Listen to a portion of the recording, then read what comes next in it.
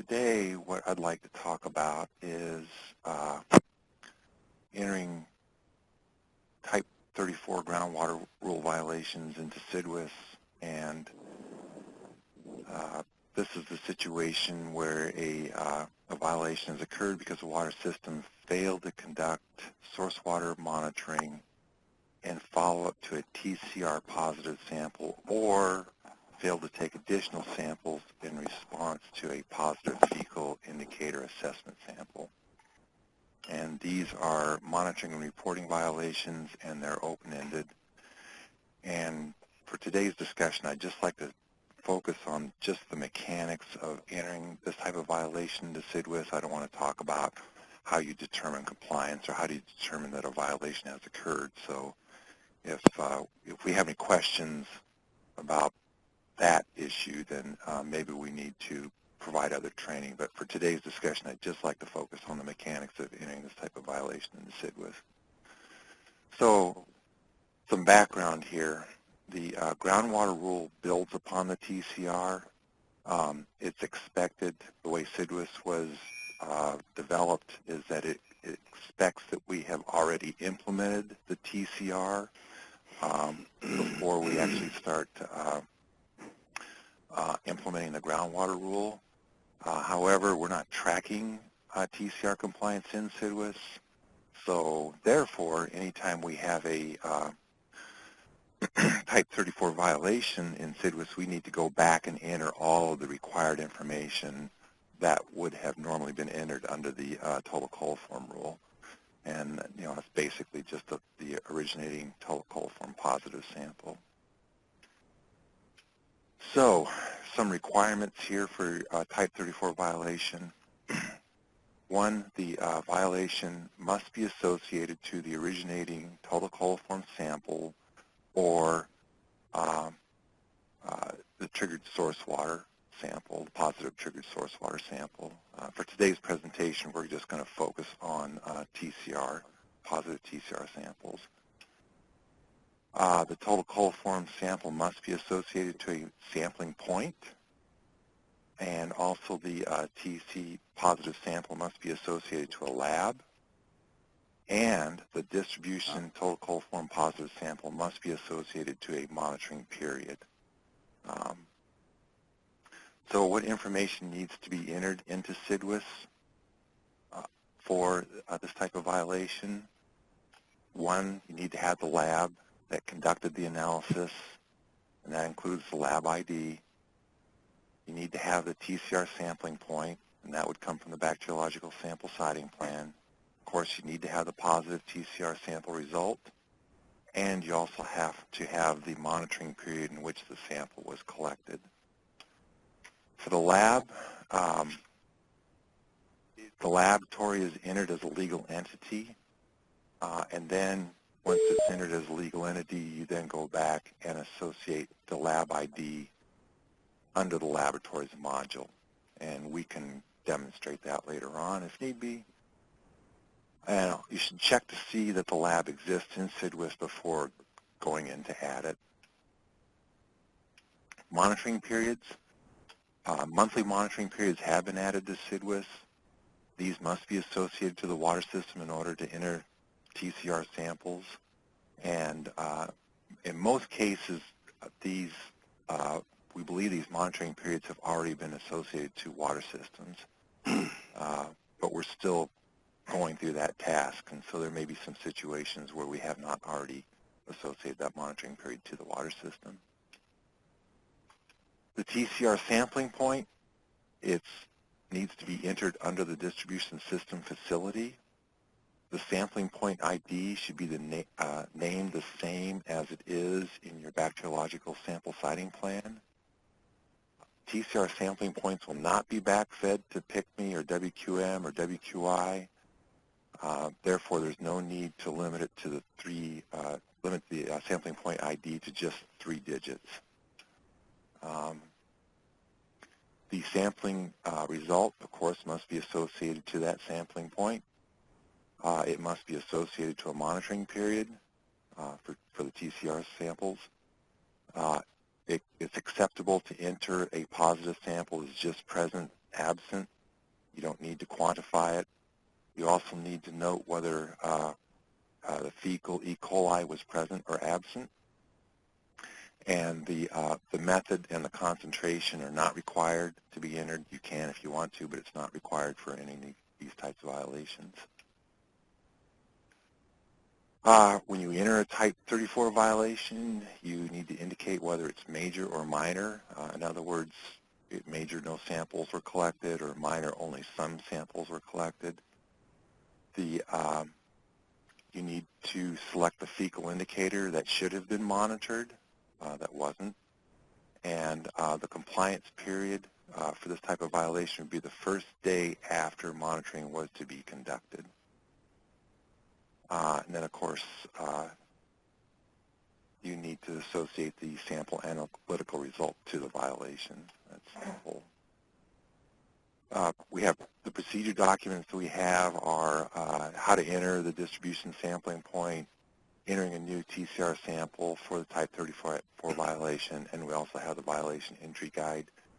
I would like to ask that if any questions you have, you refer those to Rachel Padilla. I really want to get her up to speed on handling these. And also, we have a number of Type 34 violations that were previously entered in our earlier version of SDWIS, SDWIS 2.3, and those are going to need to be corrected to have the TCR results added. So, before we move on to our little demonstration here, are there any questions?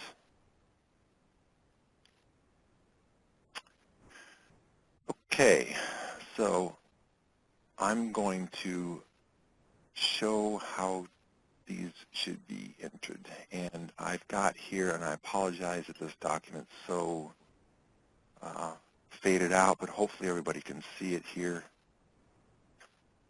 We have a situation from BSK Lab for this is a sample collected on May 5th, 2014, was total coliform positive. You can see here, and this sample is actually, if I can zoom in on this a little bit, sample date was May 1st, 2014. It was analyzed by BSK, and the water system is system number 1000496. And sample ID, where was it collected? Let's move on up and see. Here's a copy of their bacteriological sample siting plan. I will assume that because this sample was collected in May, that it would be this 5 ROU sample right here. And so the sample is going to be 5-ROU, and right near the pro shop. So we're going to go ahead and enter a Type 34 violation for this particular situation.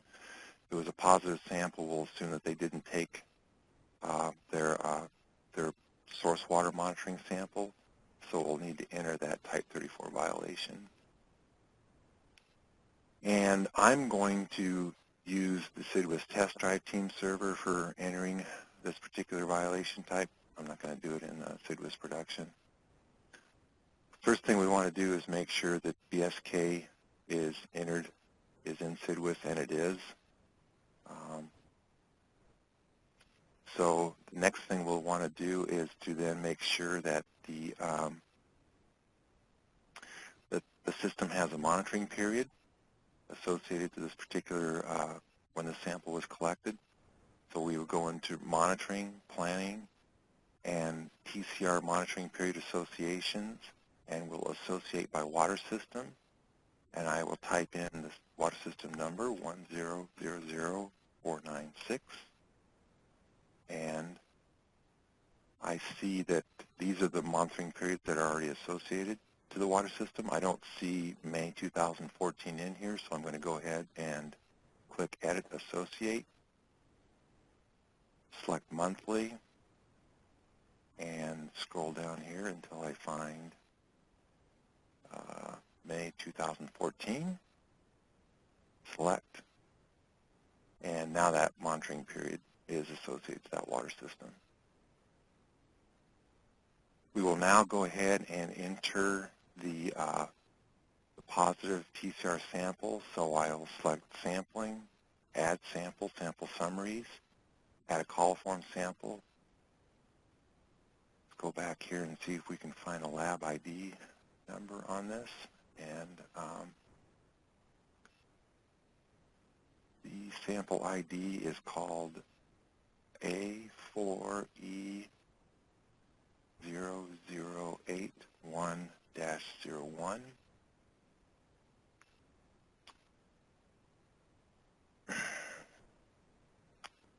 And it's A4E0081-01. And the collection date was May 2014, and that was May 1st. It's a routine sample. Water system number is 1000496. The sampling point, it came out of the distribution system. And I can tell you right now, we don't have a distribution system sampling point in there. So I'll need to exit out of here and go back and add it. So it's 000496. And we're going to scroll down here. There's the distribution system facility. We're going to modify it. We're going to add a sampling point. Add. And this is going to be called, if we go back in here, take a look at the particular sampling point that's needed. In this case, it's going to be 5-ROU.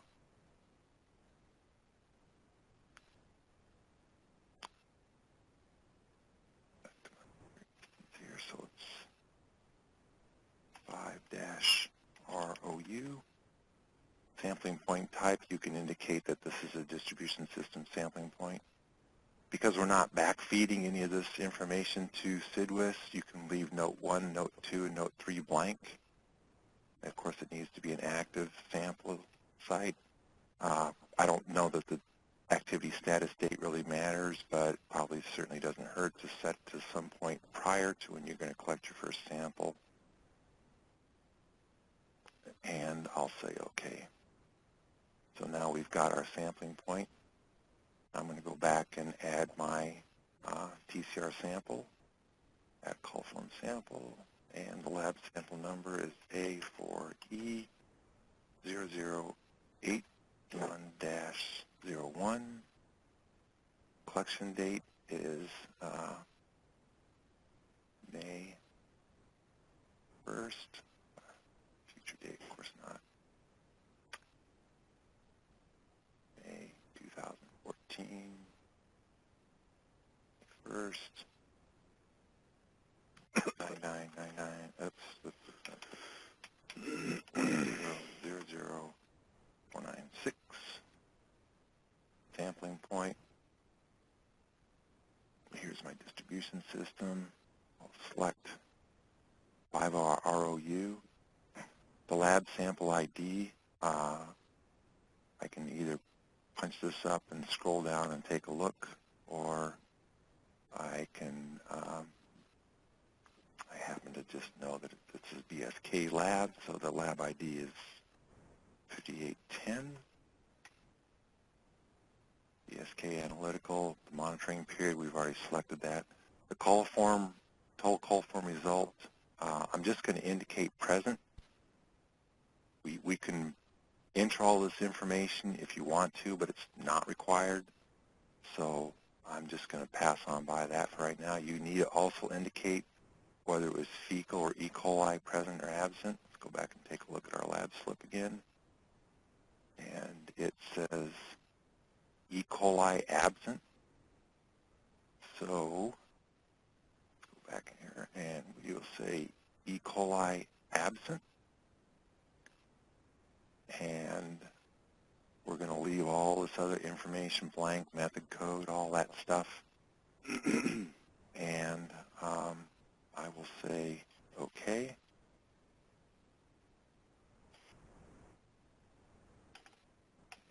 There we go. So here is our positive coliform sample. And then I'll select exit. Now we'll go back and add the type 34 violation. So I'll go under monitoring, violations, add. It is 1000496, Copper River Country Club.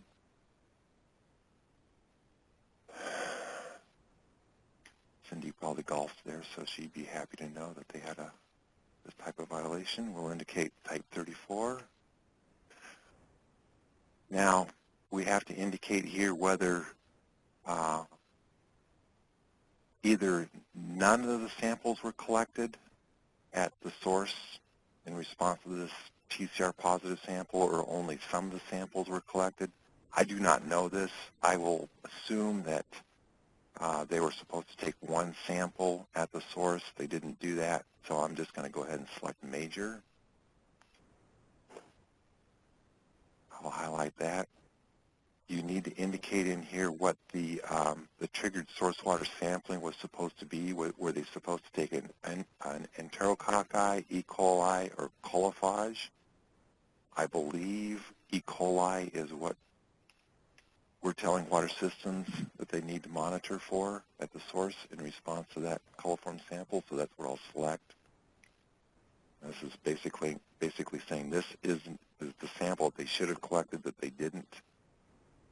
The violation period, the begin date, will be the day after the sample that they were, the day after the monitoring period, or the day after the sample date that they were supposed to collect this. So if they collected this sample, the original TCR sample, on May 1st of 2014, they should have collected the follow-up sample, I believe it says within 24 hours. Of being notified. 24 hours after being notified? Okay. So that would probably be,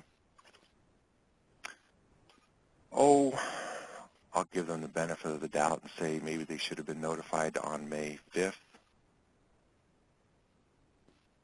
So that would be your violation period begin date. Now here's where it gets tricky, because up to now this is just like every other violation that we've entered, but this is where we need to go back and enter this additional piece of information. And this is what, for those violations, the type 34 violations that were entered under SDWIS 2.3, this is where they're going to have to go back and fill in this missing piece of information. Under sample analytical result, you click that button. You'll have to select associate result to violation. You'll see up to now everything is coming up blank. You'll select search, and you'll see right here, you'll get this screen, and it wants to default to E. coli, but because it was a positive TCR sample, you're going to have to change that back to 3100. That's the coliform sample. The sample collection date range would be from January 28th, 2014 to January 28th, 2015. That's fine. Click search. And here's our positive sample right here. You highlight it, select it, and then you say OK. And then say OK, and you're done. So that's it.